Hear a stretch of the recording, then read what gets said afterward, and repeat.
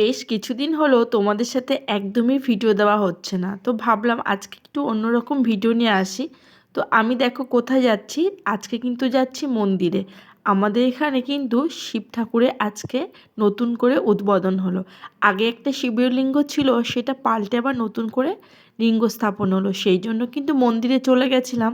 আর আমার আগে কিন্তু দুই দিদিভাই পৌঁছে গেছিলো সেখানে। তারপরে আমি কিন্তু সমস্ত কাজ সেরে স্নান পুজো সেরে যেতে যেতে প্রায় 3টে। আর তখন দেখি কিন্তু যজ্ঞ চলছে। প্রচুর লোক হয়েছিল মন্দিরে আজকে।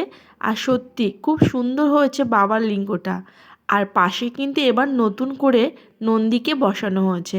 নন্দিনী বেশ গাট্টাগুট্টা, বেশ খুব সুন্দর হয়েছে দেখতে। আর এই দেখো, যেই না যজ্ঞ শেষ হয়েছে হুড়োহুড়ি করে সকলে একটু চরণামৃত নেওয়ার জন্য মানে ঝাঁপিয়ে পড়েছি। আর এইভাবে না প্রসাদ বলো চরণামৃত বলো নেওয়ার একটা মজাই আলাদা। তারপরে কিন্তু নদীতে গেলাম, হাত মুখ ধুয়ে এলাম। আর নদীতে দেখো কি সুন্দর জলগুলো টলমল করছে। শুনেছি নাকি যে শীতকালে নদীর জল খুব গরম হয়, সেই জন্য একটু টেস্ট করার জন্য পা দুটোকে ভিজিয়ে নিয়েছিলাম। আমি কিন্তু খুব একটা কোনোদিনও নদীতে সেভাবে স্নান করিনি। আমাদের বাড়ির পাশে কিন্তু যমুনা নদী, খুব সুন্দর জল। সকালবেলার দিকে নদীর জল বেশি গরম হয়।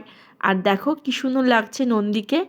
এইবার থেকে কিন্তু প্রত্যেক সোমবারই কিন্তু বাবার এখানে তোমরা যারা যারা ইচ্ছা জল দিতে আসতে পারো, ব্রাহ্মণ থাকবে।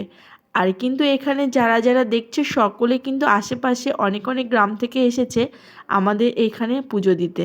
আর এই নন্দীকে দেখছো, নন্দীকে কিন্তু আমি একটু ক্যামেরাবন্দি করেছি, তোমরা দেখে নাও। আর তারপরে কিন্তু এই যে যমুনা নদী, এখানে যখনই আমি প্রসাদ খেয়ে হাত মুখ ধুতে এসেছি, একটা নৌকা নিয়ে এসেছিলো, কি ভালো লাগছিল ভিউটা দেখতে। তা আমি কাকুটাকে বললাম, কাকু একটু নৌকায় চড়াবে? তা বললো আজকে তো নৌকার ভেতরে মাছ আছে, অন্য দিন এসে চড়াবো।